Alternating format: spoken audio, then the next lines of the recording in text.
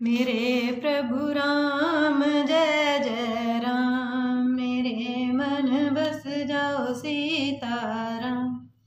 मंगल भवन अमंगल हारी, द्रवहु सुदशरथ अजर बिहारी। जय सिया राम जय जय सिया राम, जय सिया राम जय जय सिया राम।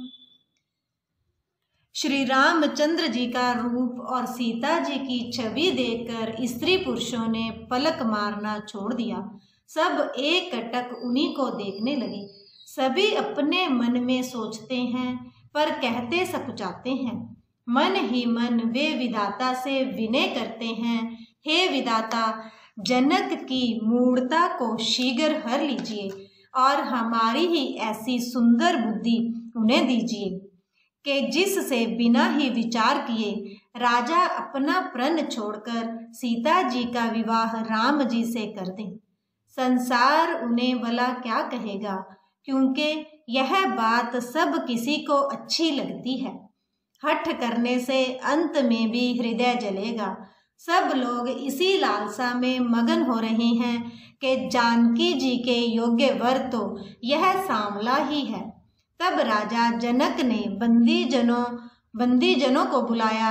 वे विरुधावली वंश की कीर्ति गाते हुए चले। राजा ने कहा, जाकर मेरा प्रण सबसे कहो। भाट चले, उनके हृदय में कम आनंद न था। भाटों ने श्रेष्ठ वचन कहा, हे पृथ्वी की पालना करने वाले सब राजागण सुनिए। हम अपनी भुजा उठाकर जनक जी का विशाल प्रण कहते हैं। राजाओं की भुजाओं का बल चंद्रमा है, शिवजी का धनुष राहु है, वह भारी है, कठोर है, यह सबको विदित है। बड़े वारी योद्धा रावण और बानासुर भी इस धनुष को देखकर गो से चुपके से चलते बने। उन्हें उठाना तो दूर रहा, छूने तक की हिम्मत ना हुई। उसी शिवजी के कठोर धनुष को आज इस राज समाज में जो भी तोड़ेगा, तीनों लोकों की विजय के साथ ही उसको जानकी जी बिना किसी विचार के हठ पूर्वक वर्ण करेंगी। प्रण सुनकर सब राजा ललचा उठे। जो वीरता के अभिमानी थे वे मन में बहुत ही तमतमाए, कमर कसकर अकुला कर उठे और अपने इष्ट देवों को सर नवाकर चले। वे तमक कर बड़े ताव से शिवजी के धनुष की ओर देखते हैं और फिर निगाह जमाकर उसे पकड़ते हैं। करोड़ों भांति से जोर लगाते हैं पर वह उठता ही नहीं। जिन राजाओं के मन में कुछ विवेक है वे धनुष के पास ही नहीं जाते। वे मूर्ख राजा तमक कर किटकिटाकर धनुष को पकड़ते हैं, परंतु जब नहीं उठता तो लजाकर चले जाते हैं।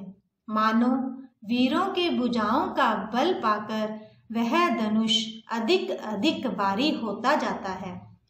तब 10,000 राजा एक ही बार धनुष को उठाने लगे, तो भी वह उनके टाले नहीं टलता। शिवजी का वह धनुष कैसे नहीं दिखता था। जैसे कामी पुरुष के वचनों से सती का मन कभी चलायमान नहीं होता। सब राजा उपहास के योग्य हो गए। जैसे वैराग्य के बिना सन्यासी उपहास के योग्य हो जाता है। कीर्ति, विजय, बड़ी वीरता, इन सब को वे धनुष के हाथों बरबस हार कर चले गए। राजा लोग हृदय से हारकर श्रीहीन हतप्रभ हो गए और अपने अपने समाज में जा बैठे। राजाओं को असफल देखकर जनक अकुला उठे और ऐसे वचन बोले जो मानो क्रोध में सने हुए थे। मैंने जो प्रण ठाना था उसे सुनकर द्वीप द्वीप के अनेकों राजा आए। देवता और दैत्य भी मनुष्य का शरीर धारण करके आए तथा और भी बहुत से रणधीर वीर आए, परंतु धनुष को तोड़कर मनोहर कन्या, बड़ी विजय और अत्यंत सुंदर कीर्ति को पाने वाला मानो ब्रह्मा ने किसी को रचा ही नहीं। कहिए यह लाभ किसको अच्छा नहीं लगता, परंतु किसी ने भी शंकर जी का धनुष नहीं चढ़ाया। अरे भाई, चढ़ाना और तोड़ना तो दूर रहा, कोई तिलभर भूमि भी छुड़ा ना सका। अब कोई वीरता का अभिमानी नाराज ना हो। मैंने जान लिया पृथ्वी वीरों से खाली हो गई। अब आशा छोड़कर अपने अपने घर जाओ। ब्रह्मा ने सीता का विवाह लिखा ही नहीं। यदि प्रण छोड़ता हूँ तो पुण्य जाता है, इसीलिए क्या करूँ, कन्या कुंवारी ही रहे। यदि मैं जानता कि पृथ्वी वीरों से शून्य है तो प्रण करके उपहास का पात्र ना बनता। जनक के वचन सुनकर सभी स्त्री पुरुष जानकी जी की ओर देखकर दुखी हुए, परंतु लक्ष्मण जी तमतमा उठे। उनकी भौहें टेढ़ी हो गई, ओंठ फड़कने लगे और नेत्र क्रोध से लाल हो गए। श्री रघुवीर जी के डर से कुछ कह तो सकते नहीं, पर जनक के वचन उन्हें बाण से लगे। जब न रह सके तब श्री रामचंद्र जी के चरण कमलों में सिर नवाकर वे यथार्थ वचन बोले। रघुवंशियों में कोई भी जहाँ होता है, उस समाज में ऐसे वचन कोई नहीं कहता जैसे अनुचित वचन रघुकुल शिरोमणि श्री राम जी को उपस्थित जानते हुए भी जनक जी ने कहे हैं। हे सूर्य कुल रूपी कमल के सूर्य, सुनिए, मैं स्वभाव से ही कहता हूँ, कुछ अभिमान करके नहीं। यदि आपकी आज्ञा पाऊं तो मैं ब्राह्मण को गेंद की तरह उठा लूं और उसे कच्चे घड़े की तरह फोड़ डालूं। मैं सुमेरु पर्वत को मूली की तरह तोड़ सकता हूँ। हे भगवान, आपके प्रताप की महिमा से यह बेचारा पुराना धनुष तो कौन चीज है। ऐसा जानकर हे नाथ, आज्ञा हो तो कुछ खेल करूं। उसे भी देखिए, धनुष को कमल की डंडी की तरह चढ़ाकर उसे 100 योजन तक दौड़ा लिए चला जाऊं। हे नाथ, आपके प्रताप के बल से धनुष को कुक्कर मुते बरसाती छत्ते की तरह तोड़ दूं। यदि ऐसा ना करूं तो प्रभु के चरणों की शपथ है, फिर मैं धनुष और तरकस को भी कभी हाथ में नहीं लूंगा। ज्यों ही लक्ष्मण जी क्रोध भरे वचन बोले कि पृथ्वी डगमगा उठी और दिशाओं के हाथी कांप गए। सभी लोग और सब राजा डर गए। सीता जी के हृदय में हर्ष हुआ और जनक जी सकुचा गए। गुरु विश्वामित्र जी, श्री रघुनाथ जी और सब मुनि मन में प्रसन्न हुए और बार बार पुलकित होने लगे। श्री रामचंद्र जी ने इशारे से लक्ष्मण को मना किया और प्रेम सहित अपने पास बिठा लिया। विश्वामित्र जी शुभ समय जानकर अत्यंत प्रेम भरी वाणी से बोले, हे राम, उठो, शिवजी का धनुष तोड़ो और हे तात, जनक का संताप मिटाओ। गुरु के वचन सुनकर श्री राम जी ने चरणों में सिर नवाया। उनके मन में ना हर्ष हुआ ना विषाद, और वे अपनी एड़ खड़े होने की शान से जवान सिंह को भी लजाते हुए सहज स्वभाव से ही उठ खड़े हुए। मंच रूपी उद्याचल पर रघुनाथ जी रूपी बाल सूर्य के उदय होते ही सब संत रूपी कमल खिल उठे और नेत्र रूपी भोरे हर्षित हो गए। राजाओं की आशा रूपी रात्रि नष्ट हो गई।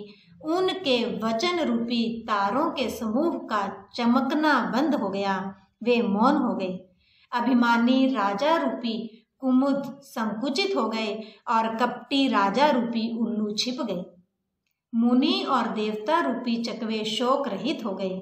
वे फूल बरसाकर अपनी सेवा प्रकट कर रहे हैं। प्रेम सहित गुरु के चरणों की वंदना करके श्री राम जी ने मुनियों से आज्ञा मांगी। समस्त जगत के स्वामी श्री राम जी सुंदर मत वाले श्रेष्ठ हाथी की सी चाल से स्वाभाविक ही चले। श्री रामचंद्र जी के चलते ही नगर के सब स्त्री पुरुष सुखी हो गए और उनके शरीर रोमांच से भर गए। जय सिया राम। उन्होंने पितृ और देवताओं की वंदना करके अपने पुण्य का स्मरण किया। यदि हमारे पुण्यों का कुछ भी प्रभाव हो तो हे गणेश, हे गोसाई, श्री रामचंद्र जी शिव जी के धनुष को कमल की डंडी की भांति तोड़ डालें। श्री रामचंद्र जी को वात्सल्य प्रेम के साथ देखकर और सखियों को समीप बुलाकर सीता जी की माता स्नेहवश बिलख कर विलाप करती हुई सी ये वचन बोली, हे सखी, ये जो हमारे हितू कहलाते हैं वे भी सब तमाशा देखने वाले हैं। कोई भी इनके गुरु विश्वामित्र जी को समझाकर नहीं कहता कि ये राम जी बालक हैं। इनके लिए ऐसा हठ अच्छा नहीं।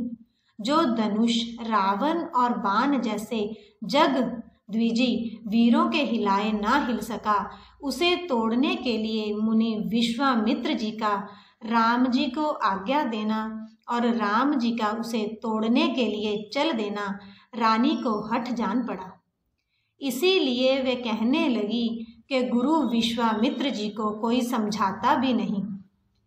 रावण और बानासुर ने जिस धनुष को छुआ तक नहीं और सब राजा घमंड करके हार गए, वही धनुष इस सुकुमार राजकुमार के हाथ में दे रहे हैं। हंस के बच्चे भी कहीं मंदराचल पहाड़ उठा सकते हैं। और तो कोई समझाकर कहे या नहीं, राजा तो बड़े समझदार और ज्ञानी हैं, उन्हें तो गुरु को समझाने की चेष्टा करनी चाहिए थी। परंतु मालूम होता है राजा का भी सारा सयानापन समाप्त हो गया।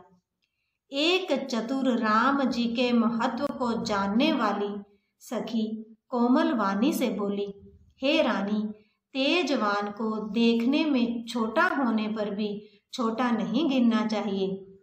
कहाँ घड़े से उत्पन्न होने वाले छोटे से मुनि अगस्त्य और कहाँ अपार समुद्र, किंतु उन्होंने उसे सोख लिया जिसका सुयश सारे संसार में छाया हुआ है।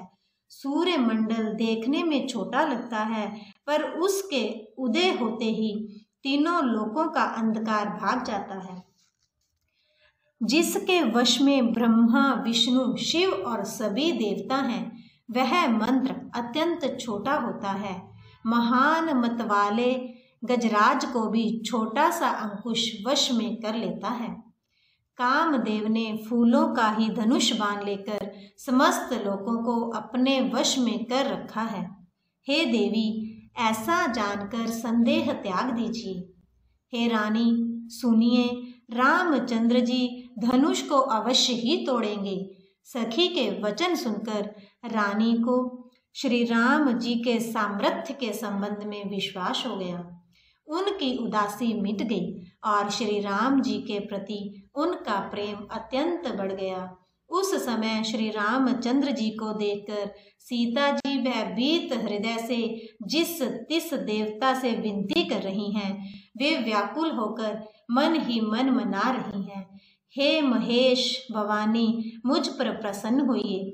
मैंने आपकी जो सेवा की है उसे सफल कीजिए और मुझ पर स्नेह करके धनुष के भारीपन को हर लीजिए। हे गणों के नायक, वर देने वाले देवता गणेश जी, मैंने आज ही के लिए तुम्हारी सेवा की थी। बार बार मेरी विनती सुनकर धनुष का भारीपन बहुत ही कम कर दीजिए। श्री रघुनाथ जी की ओर देख देख कर सीता जी धीरज धरकर देवताओं को मना रही हैं। उनके नेत्रों में प्रेम के आंसू भरे हैं और शरीर में रोमांच हो रहा है। अच्छी तरह नेत्र भरकर श्री राम जी की शोभा देखकर फिर पिता के प्रण का स्मरण करके सीता जी का मन क्षुब्ध हो उठा। वे मन ही मन कहने लगी, अहो, पिताजी ने बड़ा ही कठिन हठ ठाना है। वे लाभ हानि कुछ भी नहीं समझ रहे हैं। मंत्री डर रहे हैं, इसीलिए कोई उन्हें सीख भी नहीं देता। पंडितों की सभा में यह बड़ा अनुचित हो रहा है। कहाँ तो वज्र से भी बढ़कर कठोर धनुष और कहाँ ये कोमल शरीर किशोर श्याम सुंदर। हे विधाता, मैं हृदय से किस तरह धीरज धरूं। शीर्ष के फूल के कण से कहीं हीरा छेदा जाता है। सारी सभा की बुद्धि बोली बावली हो गई है। अतः हे शिवजी के धनुष, अब तो मुझे तुम्हारा ही आसरा है। तुम अपनी जड़ता लोगों पर डालकर श्री रघुनाथ जी के सुकुमार शरीर को देखकर उतने ही हल्के हो जाओ। इस प्रकार सीता जी के मन में बड़ा ही संताप हो रहा है। निमेष का एक अंश भी 100 युगों के समान बीत रहा है। प्रभु श्री रामचंद्र जी को देखकर फिर पृथ्वी की ओर देखती हुई सीता जी के चंचल नेत्र इस प्रकार शोभित हो रहे हैं मानो चंद्रमंडल रूपी डोल में कामदेव की 2 मछलियां खेल रही हों। सीता जी की वाणी रूपी भ्रमरी को उनके मुख रूपी कमल ने रोक रखा है। लाज रूपी रात्रि को देखकर वह प्रकट नहीं हो रही हैं। नेत्रों का जल नेत्रों के कोने में ही रह जाता है, जैसे बड़े भारी कंजूस का सोना कोने में ही गड़ा रह जाता है।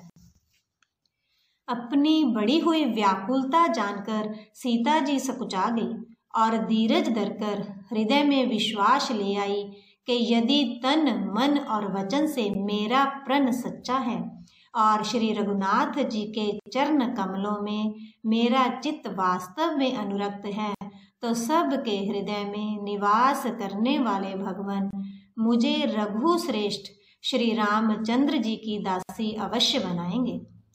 जिसका जिस पर सच्चा स्नेह होता है वह उसे मिलता ही है, इसमें कुछ भी संदेह नहीं है।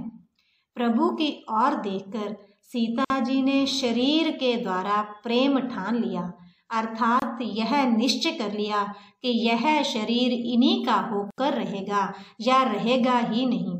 कृपा निधान श्री राम जी सब जान गए। उन्होंने सीता जी को देखकर धनुष की ओर कैसे ताका, जैसे गरुड़ जी छोटे से सांप की ओर देखते हैं। इधर सब लक्ष्मण जी ने देखा कि रघुकुल मुनि श्री रामचंद्र जी ने शिवजी के धनुष की ओर ताका है, तो वे शरीर से पुलकित हो ब्राह्मण को चरणों से दबाकर निम्नलिखित वचन बोले। हे दिग्गजो, हे कच्छप, हे शेष, हे वारा, धीरज धरकर पृथ्वी को थामे रहो जिसमें यह हिलने न पावे। श्री रामचंद्र जी शिवजी के धनुष को तोड़ना चाहते हैं। मेरी आज्ञा सुनकर सब सावधान हो जाओ। श्री रामचंद्र जी जब धनुष के समीप आए तब सब स्त्री पुरुषों ने देवताओं और पुण्यों को मनाया। सबका संदेह और अज्ञान, नीच राजाओं का अभिमान, परशुराम जी के गर्व की गरुता, देवता और श्रेष्ठ मुनियों की कातरता, भय, सीता जी का सोच, जनक का पश्चाताप और रानियों के दारुण दुख का दावानल, ये सब शिवजी के धनुष रूपी बड़े जहाज को पाकर समाज बनाकर उस पर जा चढ़े। ये श्री रामचंद्र जी की भुजाओं के बल रूपी अपार समुद्र के पार जाना चाहते हैं, परंतु कोई केवट नहीं है। श्री राम जी ने सब लोगों की ओर देखा और उन्हें चित्र में लिखे हुए से देखकर फिर कृपा धाम श्री राम जी ने सीता जी की ओर देखा और उन्हें विशेष व्याकुल जाना। उन्होंने जानकी जी को बहुत ही विकल देखा। उनका एक एक क्षण कल्प के समान बीत रहा था। यदि प्यासा आदमी पानी के बिना शरीर छोड़ दे तो उसके मर जाने पर अमृत का तालाब भी क्या करेगा। सारी खेती के सूख जाने पर वर्षा किस काम की। समय बीत जाने पर फिर पछताने से क्या लाभ। जी में ऐसा समझकर श्री राम जी ने जानकी जी की ओर देखा और उनका विशेष प्रेम लखकर वे पुलकित हो गए। मन ही मन उन्होंने गुरु को प्रणाम किया और बड़ी फुर्ती से धनुष को उठा लिया। जब उसे हाथ में लिया तब वह धनुष बिजली की तरह चमका और फिर आकाश में मंडल जैसा मंडलाकार हो गया। लेते चढ़ाते और जोर से खींचते हुए किसी ने भी नहीं लिखा। अर्थात ये तीनों काम इतनी फुर्ती से हुए कि धनुष को कब उठाया, कब चढ़ाया और कब खींचा, इसका किसी को पता नहीं लगा। सब ने श्री राम जी को धनुष खींचे खड़े देखा। उसी क्षण श्री राम जी ने धनुष को बीच से तोड़ डाला। भयंकर कठोर ध्वनि सब लोक भर गए। जय जय सिया राम, जय जय सिया राम। घोर कठोर शब्द से सब लोक भर गए। सूर्य के घोड़े मार्ग छोड़कर चलने लगे, दिग्गज घाड़ने लगे, धरती ढोलने लगी, शेष वाहरा और कच्छप कलमला उठे। देवता, राक्षस और मुनि कानों पर हाथ रखकर सब व्याकुल होकर विचारने लगे।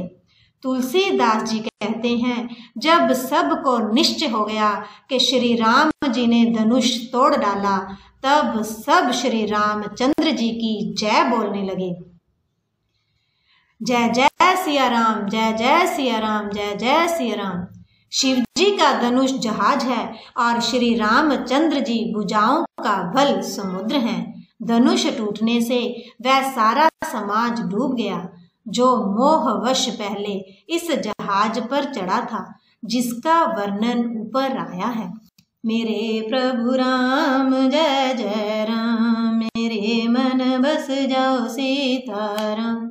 मंगल भवन अमंगल हारी, द्रवहु सुदशरथ अजर विहारी। जय सिया राम, जय जय सिया राम, जय सिया राम, जय जय सिया राम।